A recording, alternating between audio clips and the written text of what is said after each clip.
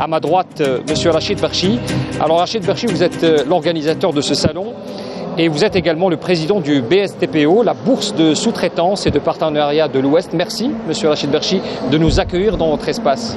C'est moi qui vous l'organisation de ce salon qui nous tient à cœur, notre industrie nous tient à cœur et on veut que ça soit une industrie forte. Merci, merci à vous. À côté de vous, professeur Khaira Arbaoui.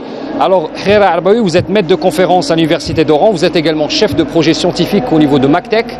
Merci madame d'être avec nous également ce soir. Je vous remercie pour l'invitation. Je suis professeur Arbaoui Khaira à l'Université Oran 2 et aussi je porte la deuxième casquette de MacTech. Chef de projet et des activités scientifiques. Je tiens à remercier M. Berchi de m'avoir fait confiance pour la deuxième fois et c'est-à-dire m'inviter à faire part du forum CCO. Et nous allons pleinement profiter aussi de votre savoir-faire. On va en parler tout à l'heure avec vous et avec nos invités. Sur ma gauche également, j'ai avec moi de la conformité. Merci à vous d'être avec nous sur ce plateau. Bonsoir et merci pour l'invitation. Je suis tout à fait ravi d'être parmi vous pour assister à cette émission et participer à ce salon qui est un rendez-vous qui est assez important pour nous dans cette synergie qu'on cherche pour l'industrie algérienne. Absolument. Merci à vous.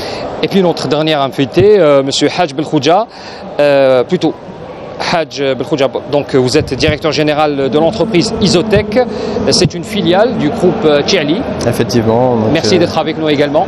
Bien, écoutez, c'est moi qui vous remercie. C'est un plaisir d'être avec vous et d'être exposant ici au salon de. C'est nous qui vous remercions pour votre.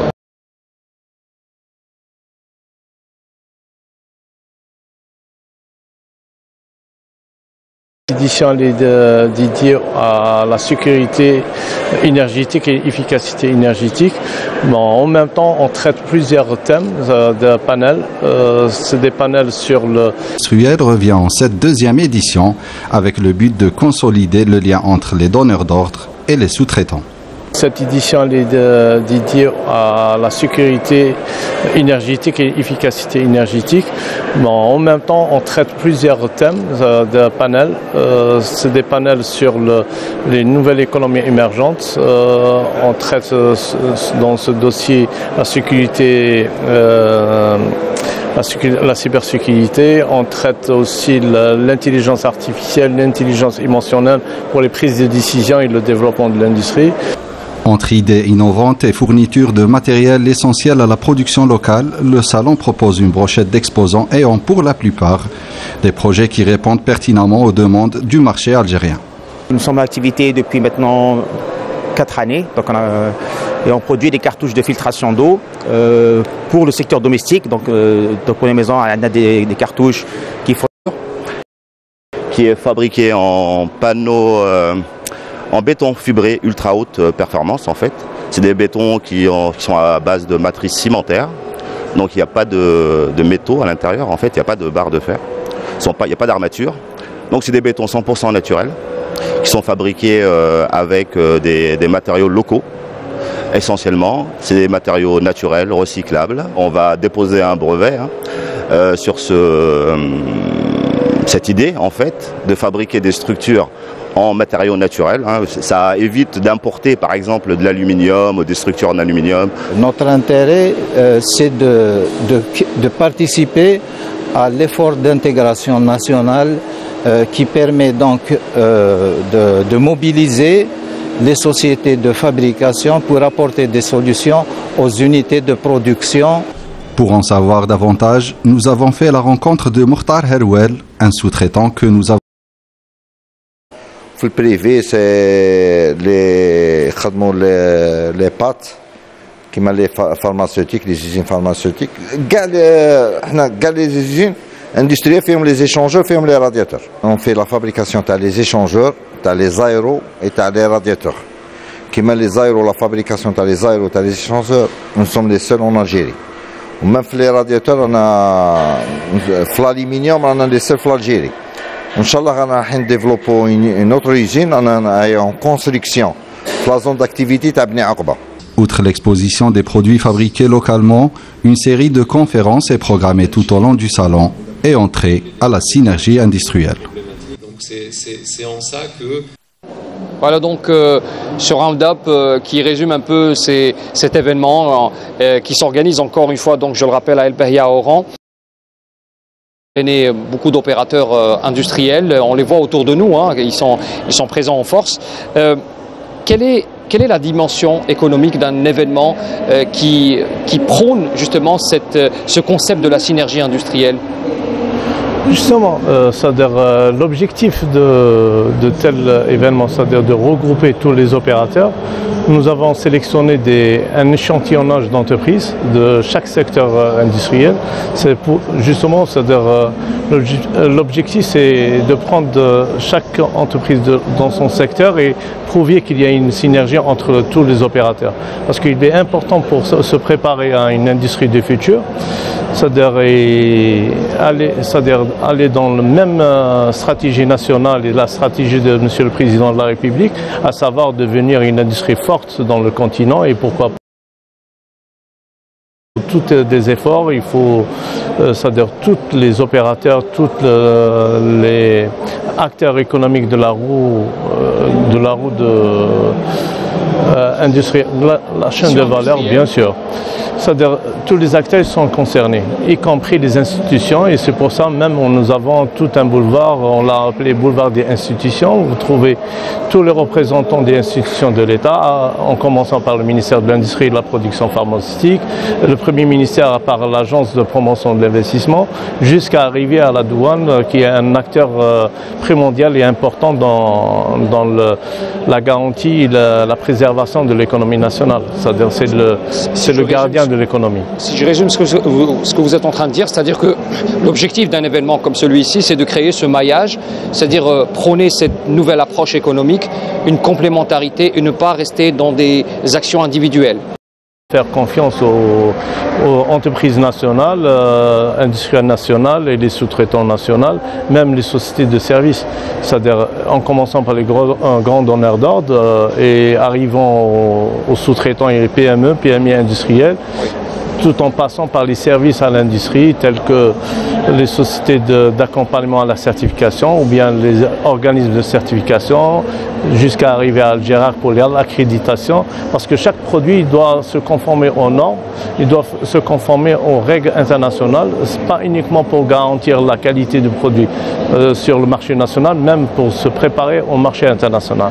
Bien sûr, en utilisant aussi, c'est-à-dire en se basant, c'est-à-dire sans oublier les universités et l'économie du savoir, parce qu'une université, c'est le cœur et le cerveau de l'économie. On peut dire c'est le cerveau, c'est l'incubateur des start-up, de l'université. Et justement, à travers ce salon, nous voulons démontrer qu'il y a un trait d'union. Justement, c'est-à-dire le salon peut-être c'est pour démontrer le rôle et la bourse de sous-traitance, elle est là pour faire le trait d'union. C'est-à-dire l'accompagnement durant toute l'année. On pense que le travail de toute l'année, il est résumé dans ce salon. C'est-à-dire on veut créer un écosystème et en parallèle, il y a les conférences, il y a les débats. Il y a des thématiques qu'on doit débattre justement pour sortir avec des solutions ou sortir avec des problématiques qui existent pour trouver des solutions dans le futur. Très bien.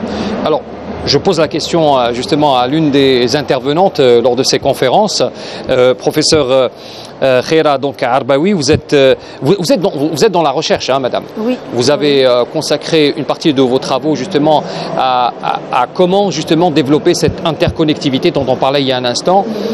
L'économie de la connaissance, c'est votre domaine de spécialité. Et vous avez présenté d'ailleurs une conférence sur l'open innovation. Oui. C'est un concept aussi du développement interne d'une entreprise, n'est-ce pas? Donc, dans la perspective d'une recherche des modèles économiques alternatifs et optimales. C'était la problématique de départ? C'est la recherche des modèles économiques alternatifs, un modèle qui est un modèle basé sur unique, basé sur rentier, basé sur la rente des hydrocarbures. Donc, on cherche un modèle fondé sur la diversification et la transversalité, l'intersectoriale entre les différents secteurs. Donc le mot d'ordre qui nous a attirés dans ce salon, c'est la synergie. Donc comment créer, c'est-à-dire un climat de complément scientifique et le monde professionnel. Donc il y a des ponts qu'on peut créer. Oui, on cherche à l'université, on cherche toujours de renforcer l'ouverture de l'université sur les partenaires socio-économiques à travers les recherches qu'on fait, les états des lieux, etc. Et c'est-à-dire on ressent qu'il y a un changement positif sur ce point-là. Les entreprises nous accueillent, c'est-à-dire on ressent qu'il y a une interaction positive, qu'il y a c'est-à-dire une coopération entre les deux secteurs, secteur économique et secteur de la recherche scientifique. Donc, si vous permettez, j'aimerais, on reviendra en débat avec vous, mais j'aimerais qu'on écoute l'avis de Alim Amri. Alors Alim Amri, il est directeur général de West Innov, qui est le premier incubateur et accélérateur de start-up dans la région de l'ouest du pays. Le rôle de start-up aujourd'hui est au cœur justement de cette synergie industrielle, l'économie de la connaissance, la recherche, la valeur ajoutée apportée par la start-up. On écoute Alim Amri, on revient tout de suite après pour le débat. On est industriel et en même temps dans la bourse de sous-traitance. Notre incubateur essaie de fédérer tout un écosystème autour de cette industrie. Car pour commencer, pour faire de la synergie, il faut faire en sorte de créer tout un tissu de start-up qui puisse non seulement faire valoir les compétences de nos jeunes Algériens, de nos universités surtout, et surtout pouvoir incorporer cette dynamique de l'économie nationale dont nous voulons tant y aller. Et actuellement, quand on voit par exemple tous ces jeunes avec tous ces pitchs, on voit des projets, des drones, et plein d'innovations. On voit tout cet espoir qu'on a vraiment dans notre jeunesse et dans nos universités surtout. On voit qu'il y a beaucoup d'espoir et on essaye de faire non seulement dans de très bons termes. Voilà, le mot qui revient donc c'est l'espoir pour ces jeunes qui justement adhèrent à cette initiative concernant la synergie de manière globale, l'industrie de manière particulière et l'implication des startups. D'ailleurs, Monsieur Berchi, il y a un événement juste derrière nous qui évoque justement c'est un challenge. Expliquez-nous un peu ce qui se passe. Pour moi, je dis à mes collaborateurs, même avec nos collègues des universités. D'ailleurs, je les remercie pour la réussite du salon parce qu'ils ont donné beaucoup pour la réussite du salon. Ils ont cru à l'idée de la bourse de sous-traitance à créer cette synergie. D'ailleurs, on dit c'est la cerise sur le gâteau. Là, juste à côté, il y a 33 start-upers qu'on a sélectionnés de et innovation dans l'électronique, dans l'industrie énergétique, dans le domaine énergétique et même dans le domaine innovation au cœur de l'université. Ça, c'est 3 thèmes de start-up, ils sont en concours actuellement. Et justement, en même temps, il y a des chefs d'entreprise qui sont en train de regarder les pitchs à son sort. Oui, c'est des chasseurs de tête, exactement ce qu'on voulait, justement, cette synergie, justement une complémentarité. On veut offrir, c'est-à-dire présenter à ces jeunes le monde du savoir, le monde du travail, c'est-à-dire pour qu'ils connaissent qu'est-ce qui se passe dans le monde professionnel et les chefs d'entreprise qui vont sélectionner le meilleur projet qui peut aller avec leur industrie, peut-être même des nouveaux investisseurs qui veulent investir sur une idée. Et justement, sincèrement, il y a des idées très innovantes, ce qu'on avait dans la présélection, et je suis ravi que ça se passe au moment du salon. Alors, j'aimerais passer justement vers un autre maillon qui est extrêmement important. Il s'agit de la certification et la mise à niveau des entreprises. Alors, vous faites partie de cet écosystème. Votre présence est nécessaire, elle est primordiale. Vous êtes, Monsieur Karim Ben Afen, vous faites partie donc de ces organismes indépendants. Il est très utile de rappeler que votre indépendance garantit votre crédibilité dans le travail. Donc, votre domaine de compétence, si on peut résumer un peu le travail que vous faites avec les entreprises, quel est-il? Très bien. Alors, la certification, c'est vraiment l'évaluation ou statuer sur la conformité d'une entreprise par rapport à des référentiels internationaux. D'accord, on vient, on évalue l'entreprise et son fonctionnement, son organisation, sa mise en place de certaines compétences qui peuvent leur permettre de se conformer à des normes internationales. Et nous, on est là pour certifier et reconnaître un petit peu leur conformité. L'IANOR, Algérac, qui sont là pour démontrer la structure étatique. Et puis, ces organismes-là, il y a un démembrement vers des entreprises qui font tout ce qui est inspection, évaluation de la conformité. Alors, donc, quand on parle d'évaluation de la conformité, on a ce qu'on appelle les OEC, les organismes d'évaluation de la conformité. Et il y en a 3 types. Il y a les laboratoires pour la vérification de la qualité des produits, la vérification des installations ou la validation de certains composants. Et puis vous avez les organismes d'inspection qui sont très utiles pour l'industrie. Et le dernier maillon, c'est les organismes de certification qui sont là pour certifier soit les organisations à travers leur système de management, la certification des personnes ou la certification des produits. Alors, tout à l'heure, monsieur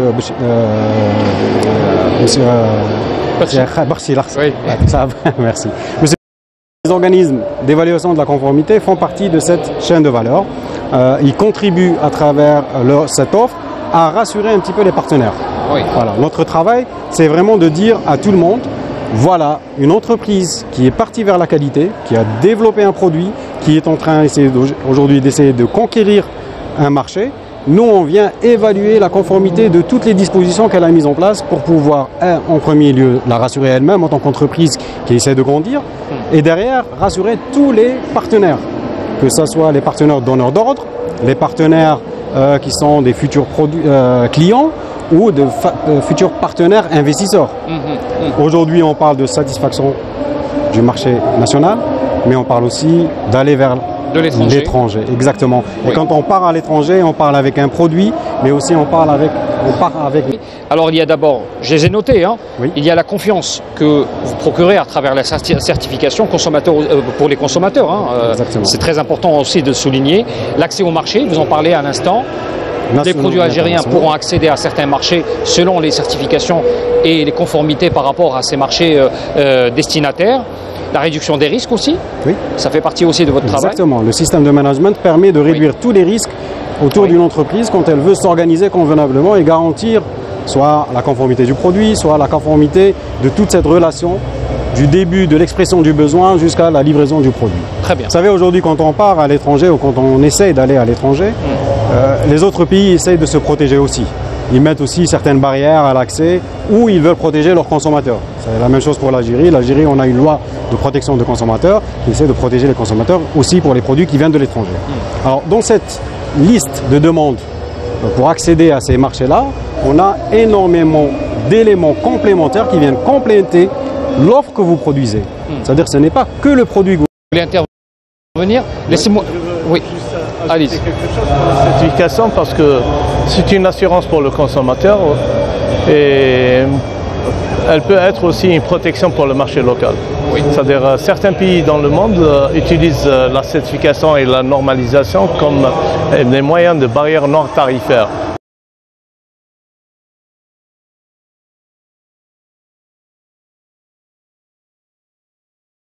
On peut le régulariser, on peut le régler justement pour protéger le consommateur, pour dire nous on consomme de tels produits avec telle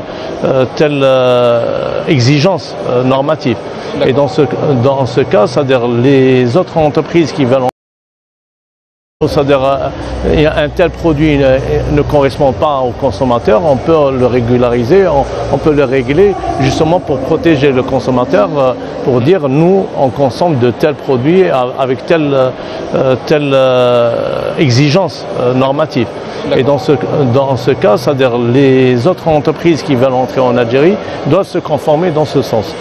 Autre chose, s'il y a un produit qui est dépassé dans la technologie, là on peut passer à amender de nouvelles normes dans un certain secteur tel que le bâtiment. Il y a beaucoup de changements à chaque fois. Oui. La dernière norme qui est sortie, c'est-à-dire les normes techniques correspondant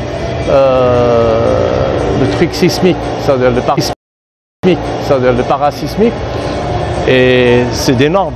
c'est de protection du consommateur. Vous me tendez une perche pour parler de notre quatrième invité qui est avec nous, Haj Belkhouja. Donc je rappelle, vous êtes directeur général de l'entreprise Isotech, qui est une filiale du groupe Tcheli. Vous êtes installé également à l'ouest. Vous êtes dans tout ce qui est isolation, et votre exemple, votre vécu industriel témoigne aussi d'un autre aspect qui est très important, c'est l'économie de l'énergie. Nous sommes aussi face à des défis, même si nous sommes un pays producteur d'énergie, nous sommes également consommateurs, et rationaliser cette énergie fait partie aussi de nos objectifs. Vous travaillez dans ce domaine depuis, on imagine, une expérience assez longue. Quel est votre rôle aujourd'hui dans tout ce qui est, dans tout ce tissu industriel? Quelle est votre valeur ajoutée que vous apportez? Alors écoutez, donc effectivement, nous on produit une solution pour l'isolation de la cité énergétique. Alors permettez-moi d'en parler un peu sur ce sujet parce que ça me tient particulièrement à cœur, parce qu'aujourd'hui on est face à deux défis. C'est le défi climatique d'abord. Et l'Algérie fait partie des pays qui ont ratifié les traités dans ce sens. Donc nous avons des objectifs de contrôle des émissions de gaz à effet de serre au même titre que tous les pays du globe. Je rappelle qu'on a un objectif fixé par les experts de l'ONU qui est de maintenir la température, l'élévation de température à 2 degrés, de ne pas dépasser ces 2 degrés. Très compliqué à faire. Oui, on l'imagine aussi. On aimerait avoir, par exemple, vous qui êtes sur le terrain, vous êtes dans le concret, vous avez développé des produits qui sont totalement intégrés justement en matière de fabrication. Exactement. Donc nous avons un peu targeté ce secteur de l'efficacité énergétique. Nous avons conclu un partenariat technologique avec une société sud-coréenne. Alors c'est un produit, c'est du polyéthylène qui est expansé et qui est traité chimiquement pour en améliorer les propriétés mécaniques. Et c'est une technologie qui est d'origine sud-coréenne, asiatique. Très nouveau, qui est nouveau sur le marché algérien et qui est même très peu connu même sur le marché européen et américain. C'est vraiment, on est dans quelque chose de tout nouveau. Et donc on vient faire profiter le marché national. Est-ce que vous avez fait votre étude de marché? Donc il y a une demande, il y a une demande qui est très grande. Alors on est à l'aube de la mise en place d'une réglementation thermique en Algérie. Ça veut dire que tout le monde dans le secteur de la construction devra penser à l'isolation thermique. Là, vous êtes en train de revenir sur des normes, justement. Exactement. Alors ça, c'est absolument capital parce que l'économie d'énergie, c'est un mot d'ordre et ça a été largement souligné par le président de la République, donc M. Abdelmajid Tebboune. Alors, pour faire de l'économie d'énergie, je rappelle que l'Algérie produit son énergie principalement à partir de gaz naturel, qui est une source de devises. Qui est posée. Maintenant, la question qui se pose aujourd'hui également, vous êtes une entreprise avec une performance avérée. Est-ce que vous avez ouvert vos portes justement à la recherche, à ces startups justement qui activent? Est-ce qu'il y a cette forme de complémentarité? Vous ouvrez vos portes à ces jeunes qui essaient de proposer peut-être des idées, pourquoi pas? Complètement. Alors il faut savoir qu'on est en train de préparer l'installation d'un centre de recherche et développement au niveau du groupe Tcheli. Et nous avons déjà des conventions avec plusieurs universités et écoles d'ingénieurs. Donc je peux citer récemment l'université de Ain Moshent, l'école nationale polytechnique d'Oran, l'université de Sidi Bel Abbès. Donc on travaille en étroite collaboration avec les universités et les centres de recherche. On reçoit des étudiants, on les forme chez nous, on fournit des thèmes de recherche, on travaille en collaboration parce que nous voulons intégrer un maximum de recherche et d'innovation. Vous êtes dans une démarche concrète. Professeur, j'aimerais vous poser la question justement. Vous voyez un exemple concret, vous en voyez aussi des start-upers qui passent, vous les rencontrez aussi. Il y a plein de... Justement, cette implication des jeunes aujourd'hui pour la fondation de cette synergie et d'aller aussi vers l'entreprise, parce qu'il s'agit que l'entreprise va vers la start-up, mais aussi dans le sens contraire aussi. Justement, l'université, c'est-à-dire elle forme des start-up. Et aussi, l'université a besoin que les étudiants effectuent leur stage scientifiques au sein des entreprises. Et l'objectif principal pour nous, c'est-à-dire comment introduire nos étudiants c'est-à-dire à accéder au monde socio-professionnel pour effectuer leur stage et faire des états des lieux. Ça, c'est un point. Deuxième point, les startups, c'est-à-dire c'est stratégique pour nous. Encourager les jeunes pour penser c'est-à-dire du pays. Et participer, c'est un nouveau mécanisme de croissance économique et de développement durable à travers c'est-à-dire l'identification d'un nouveau modèle économique qui est basé sur l'innovation. C'est ça la question. Hein. Oui. Ce que vous avez soulevé, c'est le nouveau modèle économique qui va correspondre justement à un besoin. Besoin que nous sommes en train d'exprimer sur le marché national. Vous avez exposé une conférence sur l'Open Innovation et cette volonté d'ouvrir les portes. Il y a la question de la propriété intellectuelle. Est-ce que cela, vous avez pris ça en compte? Car aujourd'hui, il y a aussi ce besoin que l'entreprise garde aussi son savoir-faire. Exactement. Le partager certes, mais aussi garder une forme de... Donc l'Open Innovation, c'est un nouveau modèle d'appui pour trouver des solutions économiques, d'accord, pour participer au développement, etc. Donc, mais sa propriété intellectuelle ou industrielle. C'est-à-dire, l'enjeu, c'est comment trouver, c'est-à-dire le partenaire fiable. C'est-à-dire c'est un partenaire à qui on lui fait confiance, on peut partager avec lui, on peut c'est-à-dire coopérer avec lui, avec gagnant, c'est-à-dire l'esprit dans une perspective gagnant-gagnant. D'accord? Donc l'Open Innovation, c'est une nouvelle typologie dans le jargon, c'est-à-dire académique. C'est vrai que ça fait son entrée en Algérie, on n'entend pas souvent. Moi, j'ai travaillé sur l'innovation et spécifiquement sur les risques liés à l'innovation. Ce qui m'a interpellé, le fait d'Algérie a été déclassée selon l'indice mondial de l'innovation. D'accord? Donc, cet indice est calculé à travers certains indicateurs. Entre autres, c'est le nombre de brevets. D'accord? Alors, le nombre de brevets, c'est-à-dire dans un pays, c'est-à-dire reflète l'innovation fermée. L'innovation fermée. Donc, l'Open Innovation, il n'est pas axé sur le nombre de brevets. C'est-à-dire, on peut acheter des brevets, on peut collaborer avec un partenaire en partageant des idées, en partageant des compétences, en partageant les propriétés intellectuelles. Et c'est ça le risque. Donc il faut qu'il soit étudié et qu'il soit vraiment argumenté et structuré, c'est-à-dire structuré par des contrats moraux, c'est-à-dire pour éviter les risques. Justement, la question, je pose la question à M. Berchi, justement, c'est ce besoin de protéger. Même si nous sommes dans une logique d'ouverture, il faut aussi se protéger contre j'ai pas envie de dire l'espionnage industriel, mais on est dans ce... On peut répondre, c'est-à-dire, la première des choses, on dit, c'est-à-dire, il faut faire confiance. Il faut une confiance entre tous les partenaires. La confiance, c'est la base de tout. C'est la base de tout. Et c'est pour ça qu'on a créé même cette synergie, parce que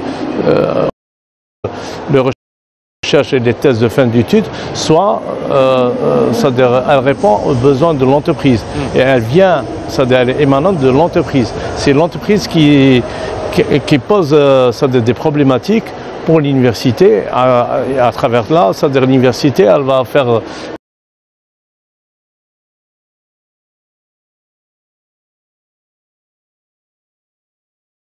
se développer.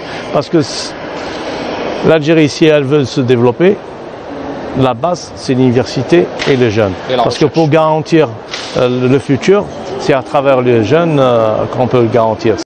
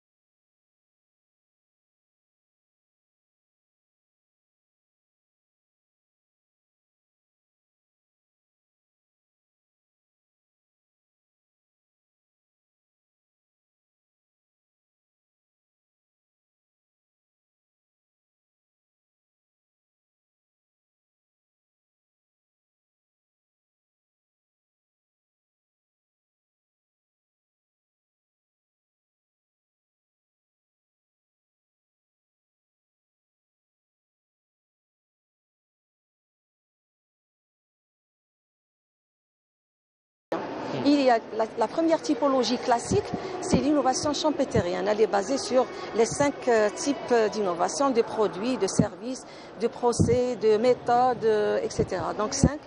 La deuxième typologie, elle est axée sur le degré d'innovation, de changement. Le degré de changement, elle est incrémentale ou bien radicale.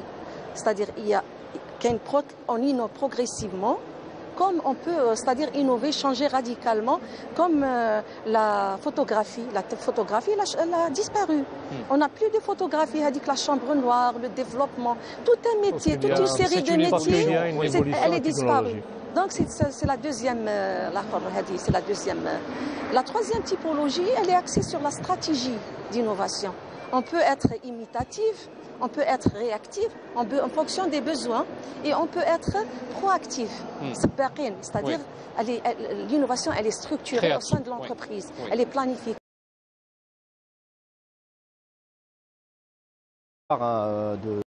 De la technologie. Et je rappelle que par exemple l'industrie du drone en Chine a largement profité de l'Open Innovation. Aujourd'hui ils sont parmi, je pense, les leaders actuellement. Ils ont largement profité de l'Open Innovation pour aller très très vite et pour progresser dans cette industrie. Donc c'est un formidable levier pour l'Algérie. Tout cela rentre dans un principe de la mondialisation et du partage. Exactement. Les entreprises algériennes aussi aillent vers cette Open Innovation. Ça veut dire qu'ils doivent pas se limiter à dire que voilà, la technologie ça s'achète, ça coûte cher, mais voilà, il y a des solutions qui peuvent être moins chères, accessibles. Ils peuvent avoir de petites équipes d'innovation en interne qui travaillent avec les universités ou qui travaillent avec des laboratoires étrangers qui eux-mêmes sont dans l'open innovation. Ça veut dire qu'ils sont dans le partage et qui peuvent vous répondre. On a connu ça dans l'informatique avec les solutions open qui sont gratuites. Open source, ouais. Open source, voilà. Ouais. Et aujourd'hui, dans l'innovation, on a dans la technologie, dans l'évolution, voilà, on a des gens qui veulent, voilà, ils veulent pas. Justement, on revient toujours vers le thème qui nous importe aujourd'hui, la synergie industrielle, vu qu'il y a tout un tissu industriel qui est en train de se former à l'ouest du pays, mais pas seulement, on peut aller vers d'autres régions. Aujourd'hui, tous ces concepts qu'on est en train d'évoquer aujourd'hui, cela va dans le même sens, dans le sens que aujourd'hui cette synergie, elle est plus que jamais importante à installer et à faire durer surtout. C'est ça le plus important, c'est ça le défi. Oui, bien sûr. C'est un défi, c'est un travail de longue durée. C'est-à-dire, nous déjà, l'idée, elle est venue de plusieurs années avant. C'est-à-dire, nous avons posé la problématique, pourquoi pas devenir, de préparer une industrie du futur en Algérie. Et même, c'est le projet, on l'a appelé Génération Industrie du futur algérienne. Pourquoi? Parce qu'on doit rattraper le retard qu'il y a, c'est-à-dire on peut considérer qu'on est sur la 3e génération de l'industrie et après il y a la 4e génération et même d'autres pays pensent maintenant. Garage Billet, oui. Non seulement Garage Billet, tout le monde un petit peu fait, c'est le projet phare, mais en général c'est 8000 kilomètres de chemin de fer oui. Qui peut c'est-à-dire passer toute l'Algérie, c'est-à-dire elle va connecter toutes les villes d'Algérie. Absolument. Ça, c'est très important pour le développement économique, d'une part. D'autre part, maintenant, on a fait un échantillonnage. Je pense que le challenge, il est déjà, c'est-à-dire on peut dire, réussi, puisque ici même, dans la 2e édition, on a pu rassembler tous les acteurs économiques de chaque filière. Donc ils sont bien connectés et ils ont compris le message, qu'est-ce qu'on veut passer. Et c'est pas l'Ouest, c'est l'Algérie. C'est-à-dire même le projet c'est algérien, la bourse de sous-traitance partenariat de l'Ouest, on est sous l'égide du ministère de l'Industrie et d'ailleurs de ce volet sous-traitance, on est sous l'égide du ministère de l'Industrie et de la production pharmaceutique. En plus, il y a un ministère de la connaissance et des start-up et l'économie de la connaissance qui nous soutiennent. D'ailleurs, ils parrainent les pitchs ascenseurs qui sont ici, les start-up. Ils nous ont promis même de les accompagner pour aboutir à pour que leur projet aboutisse. Ça, c'est un maillon. Et c'est-à-dire la grande réussite, c'est tous les acteurs, ils se connaissent. Maintenant, il n'y a plus de verrou de porte. À travers ce micro-système, ce micro-espace qui représente toute l'économie algérienne, nous voulons démontrer qu'il n'y a plus de verrou. Absolument. C'est-à-dire toutes les portes sont ouvertes, même l'administration des impôts ils sont présentes, l'administration des douanes elles sont présentes, l'agence de promotion de l'investissement elle est présente, ministère de l'Industrie avec tous les l'INAPI, la pépinière d'entreprise, le centre de facilitation, ils sont là, justement pour répondre aux questionnements des entreprises et même des entreprises qui ont réussi à régler leurs petits problèmes, c'est-à-dire des compréhensions de règles ou de... Alors, vous ressentez aujourd'hui cette acceptabilité des entreprises à aller vers justement l'innovation et aller vers le renouveau justement. Dans leur manière, dans le côté managérial aussi, hein, c'est très important. Et là, j'aimerais vous poser la question, par exemple, à vous, M. Benafen. Vous êtes bien sûr dans la certification, mais aussi vous êtes un observateur. Hein. Vous êtes un observateur de beaucoup d'entreprises, de leur évolution. Vous percevez ce développement déjà dans l'idée managériale aujourd'hui? C'est exactement ça, exactement ça. Depuis une vingtaine d'années, l'Algérie travaille sur la normalisation et un peu plus. Hein. Je dirais un peu plus parce que l'effort de l'Algérie vers la normalisation, ça a commencé aussi par l'INAPI en 63. Tout de suite après l'indépendance, l'Algérie a créé la protection intellectuelle pour protéger l'année. Il y a le boom de la certification et de la normalisation. Et qu'aujourd'hui, l'État s'est outillé à développer cette architecture qualité pour pouvoir mettre à disposition des entreprises algériennes qui veulent aller plus loin toutes les institutions et toutes les solutions qui peuvent les accompagner. Aujourd'hui, les managers ont compris ça. Voilà, pour répondre à votre question, les managers ont compris qu'il y a au-delà du produit que vous fabriquez, il y a tout un dispositif organisationnel, un dispositif à mettre en place pour le respect de la réglementation et pour le respect des normes internationales. D'accord ? Aujourd'hui, on a cette triple dimension. Il y a le besoin et les exigences liées au produit, via le consommateur, les attentes du consommateur, mais aussi on a les exigences réglementaires et les exigences normatives. Ces trois dimensions vont vous permettre de vous renforcer sur le marché et d'aller vers des négociations, vers des partenariats. Moi, je dis toujours aux entreprises qui veulent aller vers la certification, c'est votre ticket de main pour entrer dans n'importe quelle négociation.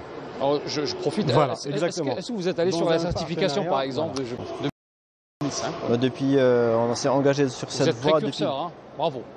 Voilà, on a d'emblée, parce que compte tenu de tous les avantages, à un moment donné, vous êtes obligé de passer par une démarche structurée. Cela vous l'avez remarqué sur le terrain, il y a eu des opportunités peut-être plus intéressantes pour vous. Bien sûr, parce que c'est déjà pour le marché africain, peut-être pour le marché. C'est déjà un premier critère de aussi. Crédibilité.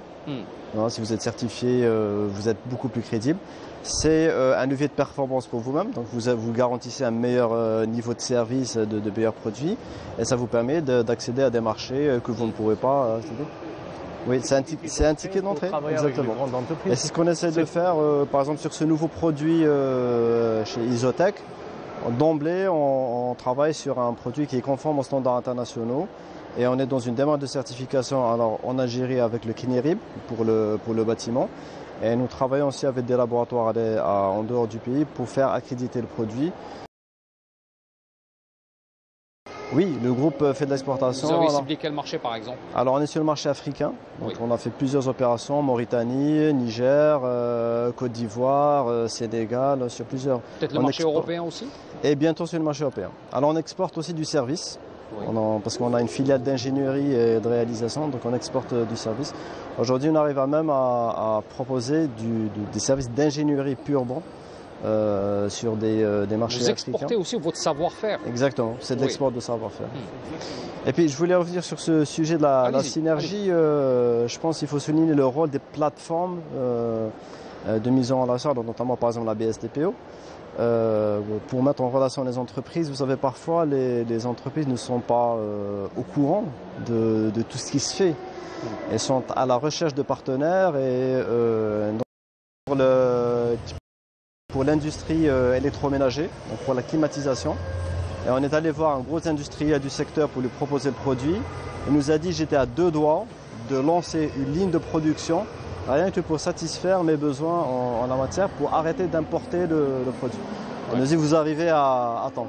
Donc il faut un maximum de plateformes de mise en relation et voilà, la BSTPO en est une pour... Tout l'intérêt d'avoir ces plateformes et ces événements aussi ouvertes justement pour les entreprises. Allez-y, allez-y. On est dans l'ère de l'économie de la connaissance, justement. Alors, Voilà. vous défendez l'idée, hein, oui. Vous êtes... Oui, on est dans l'ère de l'économie de la connaissance. Oui. Parce que la transversalité, c'est quoi? C'est l'interconnectivité entre les différents secteurs. Oui. Et aussi l'interconnectivité entre les différents piliers sur lesquels repose une économie de la connaissance, à savoir les institutions, l'État, d'accord, le climat incitatif, les preneurs de décision, premièrement, le premier pilier. Deuxième pilier, c'est la recherche. C'est la recherche et l'innovation. L'entreprise, les laboratoires et développement, recherche et développement, les centres de recherche, les start-up, etc. Donc, le troisième pilier, c'est quoi? Le troisième pilier, c'est le système éducatif. C'est l'enseignement et la formation. Tout au long de la vie, on continue. Commençons par le système éducatif jusqu'à la formation professionnelle, mais continue, permanente, tout au long de sa vie. C'est-à-dire parce que la formation, parce que la formation professionnelle chez nous, elle répond à des besoins bien précis dans le temps et dans l'espace. Oui. Par contre, l'économie de la connaissance exige, c'est-à-dire il met l'accent sur la formation continue, c'est-à-dire on doit anticiper, prospecter. On va pas dire recyclage, mais ce besoin de se mettre à niveau continuellement. Dans ce sens, cette transformation digitale qui va très vite en Algérie aussi. Vous me pardonnerez, parce que là, on arrive vraiment à la fin de l'émission. Je voudrais laisser un dernier mot pour Monsieur Berchi, Rachid Berchi, l'organisateur de l'événement. Nous avons pu débattre pendant presque une heure sur beaucoup d'aspects. On imagine qu'il y en a d'autres, mais on n'a pas assez de temps pour tout évoquer aujourd'hui. Mais j'aimerais justement vous poser la question pour terminer sur le besoin de revenir vers ce genre d'événements et de les pérenniser dans le temps. Non seulement, c'est-à-dire cet événement, c'est un échantillonnage, c'est-à-dire un besoin pressant, c'est-à-dire c'est pour faire connaître tous les acteurs de l'économie et en plus, c'est-à-dire le besoin aussi d'accompagner le programme de l'État, c'est-à-dire de Monsieur le Président de la République, à savoir développer l'économie, à savoir développer notre industrie, à savoir être le leader sur le continent économique mondial. Et pourquoi pas l'Algérie devient parmi les plus grands pays, c'est-à-dire donneurs d'ordre et détenteurs de technologie. C'est-à-dire on a tous les atouts pour devenir un grand pays. Pourquoi pas être le grand pays? C'est-à-dire nous avons le savoir, nous avons les universitaires, nous avons des universités très brillantes. Maintenant, des petits réglages. Et en plus, les entreprises doivent fédérer et adhérer dans cette synergie et démontrer leur capacité. Il ne faut pas, certaines entreprises, disent en vivant, disent vivre caché, vivre heureux. Mais non, c'est-à-dire l'entreprise, elle doit être une tigresse, l'entreprise doit être offensive, elle doit conquérir d'autres marchés. Pourquoi pas partir à l'international, même elle se sent petite, il y a tous les organismes de soutien pour le développement. Donc dépasser cette peur, il faut dépasser cette peur. Qui n'est plus là. Il y a des associations professionnelles, mais il faut justement, je ne pense pas que c'est son cas, mais le cas d'autres entreprises qui sont réticentes et disent non, je rentre dans aucun organisme. Je dis, il faut adhérer à n'importe quel organisme, même si c'est la chambre de commerce, de l'industrie ou bien une petite association. Pourquoi? Parce qu'il faut s'identifier. Il faut dire que je suis là. Après, c'est-à-dire on est là pour les accompagner, pour arriver. Le prochain rendez-vous pour le prochain salon, vous donnez rendez-vous tout de suite? Alors, le prochain, il est cyclique. Chaque année, il est périodique. Chaque année, on organise dans le même temps, en général, le mois de mai. On n'a pas encore fixé la date de la prochaine édition, mais de connaissance pour nous avoir soutenus, de nous avoir cru à notre volonté, notre idée de créer cette synergie, aussi à nos sponsors, Sonatrach, Sonalgaz et d'autres tels que le groupe Chieli et l'entreprise Frikisantec et d'autres. sans oublier on pourra pas tous les partenaires qui ont participé pour la réussite de cette édition. Et Inch'Allah, j'aimerais bien d'autres entreprises adhèrent à cette idée, adhèrent à cette synergie et cette volonté de développer. Et Inch'Allah, l'Algérie, elle est forte et elle sera toujours plus forte avec ses hommes, avec ses entreprises et avec sa jeunesse. Surtout. Oui, surtout sa jeunesse. Merci, Monsieur Rachid Berchi. Merci à tous de nous avoir suivis ce soir. Je fais encore un tour de table pour présenter mes invités. Monsieur Rachid Berchi, donc l'organisateur du Salon international pour la synergie industrielle. Merci encore une fois de nous avoir accueillis pour cet événement. À côté de vous, professeur Khaira Arbaoui, maître de conférence, enseignante à l'université Oran 2, et vous êtes également chef de projet pour MacTech, si je ne me trompe pas. Merci à vous d'avoir été avec nous sur ce plateau et nous avoir fait part de votre connaissance et de votre expérience dans ce domaine. Également, Monsieur Karim Ben Nafen, merci. Vous avez été très sympa, très gentil d'avoir partagé également avec nous toute cette expertise en matière de conformité et sa nécessité aussi pour les industries en Algérie. Et puis notre exemple vivant également, Hadj Belkhouja, directeur général de l'entreprise Isotech, filiale du groupe Tchali. Merci à vous d'avoir été avec nous, nous avoir fait profiter aussi de votre vécu en tant qu'industrie et votre acceptabilité pour cette innovation. Je voudrais prendre, s'il vous plaît, juste quelques secondes pour remercier la Fondation Énergie pour leur président. Je voudrais remercier parce qu'il nous a aidés sur ce sujet. Et le message est passé. Merci à vous. Merci à vous, chers téléspectateurs, de nous avoir suivis pour ce débat qui a été, à mon avis, très intéressant avec mes invités. Encore une fois, c'est un numéro spécial de la Semaine Éco à partir d'Oran, El Bahia. Et au plaisir de vous retrouver la semaine prochaine pour un nouveau numéro. Très bonne soirée à tous. Au revoir.